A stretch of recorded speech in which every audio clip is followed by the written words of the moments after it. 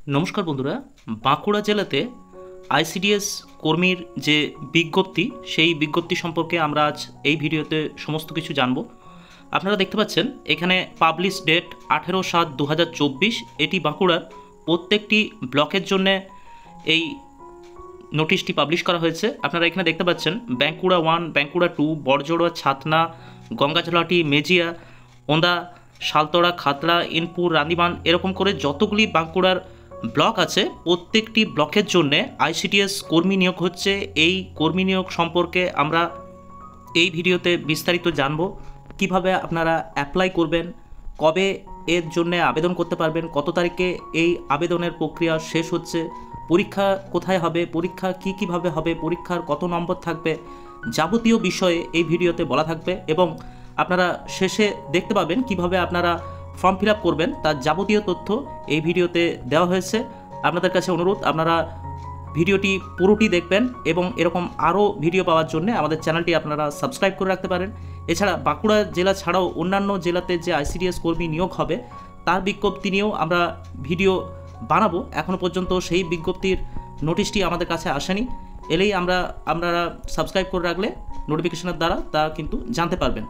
তো আজকে এখানে দেখতে পাচ্ছেন নোটিশটিতে 18/7/2024 প্রকাশিত এই নোটিশটি বাঁকুড়া 1-এর জন্য এরকম করে প্রত্যেকটি ব্লকেই একই নোটিশ দেওয়া হয়েছে। শুধুমাত্র সেই নোটিশগুলিতে কোথায় কোন শূন্যপদ আছে সেই শূন্যপদগুলি আলাদা আছে।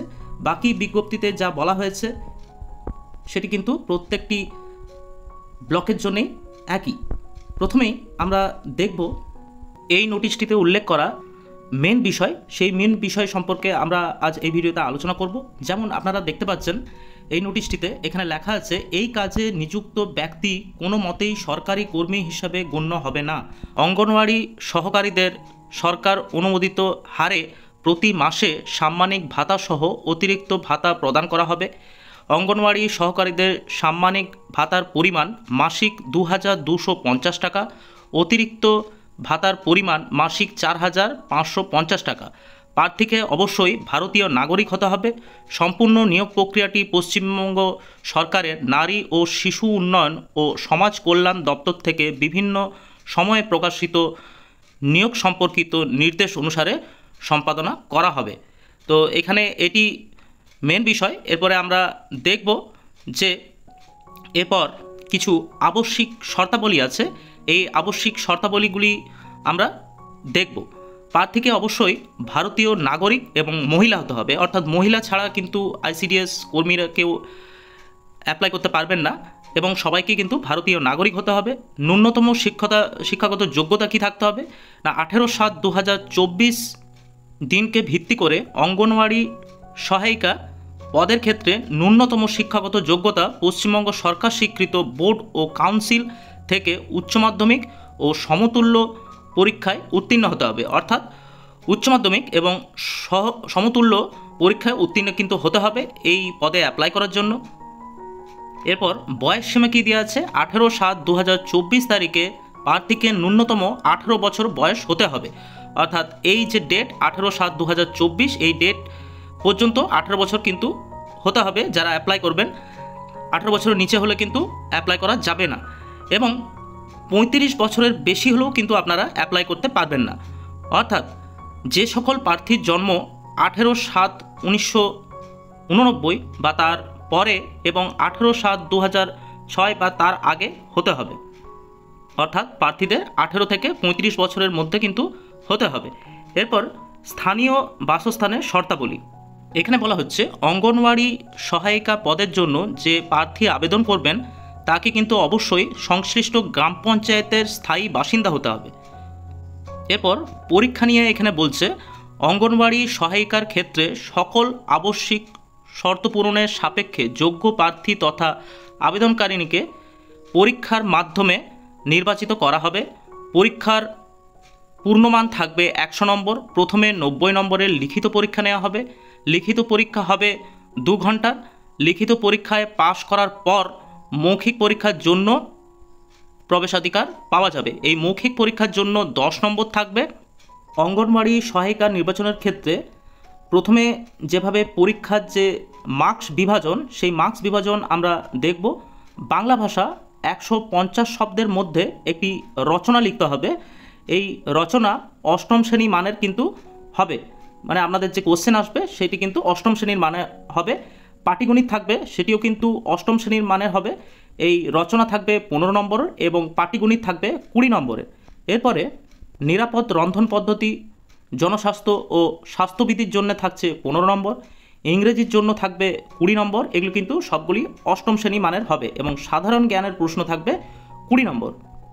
এরপরে অবসরকালীন যে বয়স, তা বর্তমানে সরকারি নির্দেশিকা অনুসারে প্রত্যেকটি অঙ্গনওয়াড়ি সহায়িকার 65 বছর বয়স পূর্ণ হলে বাধ্যতামূলকভাবে স্বেচ্ছাসেবকমূলক কর্মজীবনের অবসান ঘটবে, অর্থাৎ 65 বছর পর্যন্ত কিন্তু এই চাকরি আপনারা করতে পারবেন।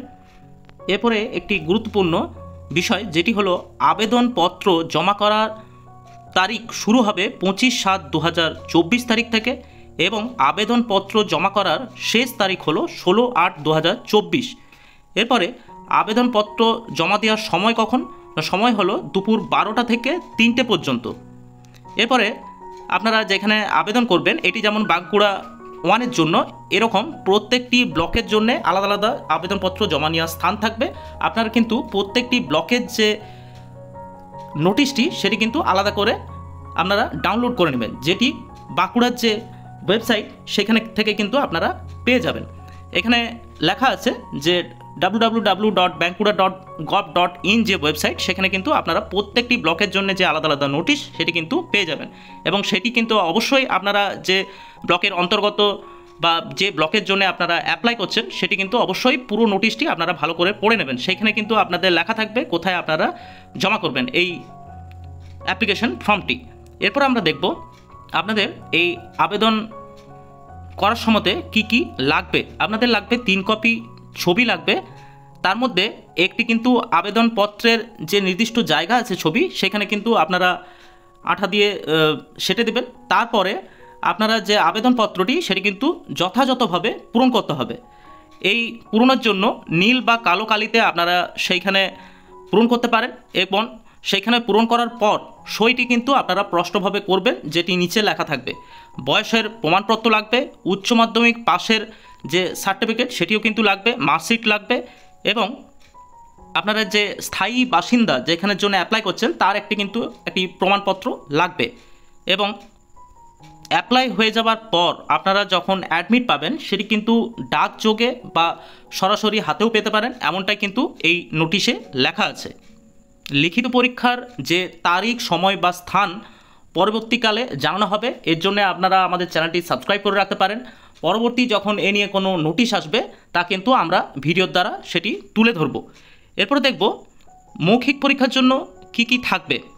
এখানে মৌখিক পরীক্ষার পূর্বে নিম্নলিখিত নথি বা প্রমাণপত্রের আসল কিন্তু দাখিল করতে হবে ওইখানে, অর্থাৎ আপনাদের এখানে বলা আছে আবেদনপত্র দাখিল করার সময় যে বাসস্থান সম্পর্কিত যে তথ্য জমা করেছিলেন, অর্থাৎ যখন আপনারা আবেদন করবেন তার জন্য যে বাসস্থানের যে তথ্যটি আপনারা ওখানে দিয়েছিলেন তার একটি কিন্তু প্রতিলিপি অর্থাৎ জেরক্স কিন্তু আপনারা করে রাখবেন এবং সেটি মৌখিক পরীক্ষার সময় নিয়ে যাবেন। এছাড়াও বলা হচ্ছে জন্ম তারিখের প্রমাণপত্র নিয়ে যেতে হবে, ভোটার কার্ড, আধার কার্ড, রেশন কার্ড এবং ড্রাইভিং লাইসেন্স যে কোনো একটি এর মধ্যে নিয়ে যাবেন। পশ্চিমবঙ্গ সরকার স্বীকৃত আপনাদের যে শিক্ষাগত যোগ্যতা তারও প্রমাণপত্র আপনাদের নিয়ে যেতে হবে। এরপরে স্থায়ী বাসিন্দার আপনার রেকর্ড নিয়ে যেতে হবে, প্রতিবন্ধী সার্টিফিকেট যদি থাকে সেগুলি কিন্তু অবশ্যই আপনাদের সঙ্গে নিয়ে যেতে হবে এই মৌখিক পরীক্ষা হওয়ার সময়। আপনারা এখানে দেখতে পাচ্ছেন আপনারা যে ফর্মটি মাধ্যমে আবেদন করবেন সেই ফর্মের কিন্তু এখানে একটি কপি আমরা দেখাচ্ছি আপনাদের। এখানে দেখতে পাচ্ছেন আবেদনপত্র বলে লেখা আছে এবং এই যে জায়গাটি আছে, হ্যাঁ, রঙিন পাসপোর্ট ছবি, এখানে কিন্তু আপনারা পাসপোর্ট ছবি দেবেন। এরপর আপনারা এখানে নাম, পিতা স্বামীর নাম, সম্পূর্ণ ঠিকানা, ফোন নম্বর, বর্তমান ঠিকানা এবং এখানে যা যা কিছু চেয়েছে অবশ্যই কিন্তু সেগুলি ভালো করে দেখে ফিল আপ করবেন। তারপর এখানে আবেদনকারীর স্বাক্ষর অর্থাৎ আপনাদের এখানে একটি সই করতে হবে। তারপর আপনারা যে প্রসিডিওর আছে সেই প্রসিডিওর অনুযায়ী নির্দিষ্ট যে জায়গা আছে আপনাদের ব্লক অনুযায়ী, সেই ব্লক অনুযায়ী নির্দিষ্ট জায়গাতে আপনারা সেই আবেদনপত্রটি জমা করবেন। আপনাদের কাছে অবশ্যই বারবার বলে রাখছি, আপনারা এই যে নোটিশটি সেটি কিন্তু বাঁকুড়ার যে ডিস্ট্রিক্টের ওয়েবসাইট আছে bankura.gov.in, সেই ওয়েবসাইট থেকে কিন্তু আপনারা এটি সংগ্রহ করবেন। প্রত্যেকটি ব্লকের জন্য আলাদা করে নোটিশ দেওয়া আছে। প্রত্যেকটি ব্লক অনুযায়ী আপনারা কিন্তু সেই নোটিশ আলাদা আলাদা ব্লকের জন্যে, যে ব্লকের জন্য আপনারা অ্যাপ্লাই করছেন সেই ব্লকের জন্য আপনারা ডাউনলোড করবেন। তারপর পুরো নোটিশটি ভালো করে পড়বেন এবং সেইখানে যা ইনস্ট্রাকশন আছে সেই ইনস্ট্রাকশন অনুযায়ী আপনারা কিন্তু এই ফর্মটি জমা করবেন। তো এই ছিল বাঁকুড়ার আইসিডিএস নিয়ে একটি ছোট্ট ভিডিও। এরকম আরও ভিডিও পাওয়ার জন্য এবং পরবর্তী আইসিডিএস রিলেটেড আরও তথ্য পাওয়ার জন্য আপনারা আমাদের চ্যানেলটি সাবস্ক্রাইব করে রাখতে পারেন।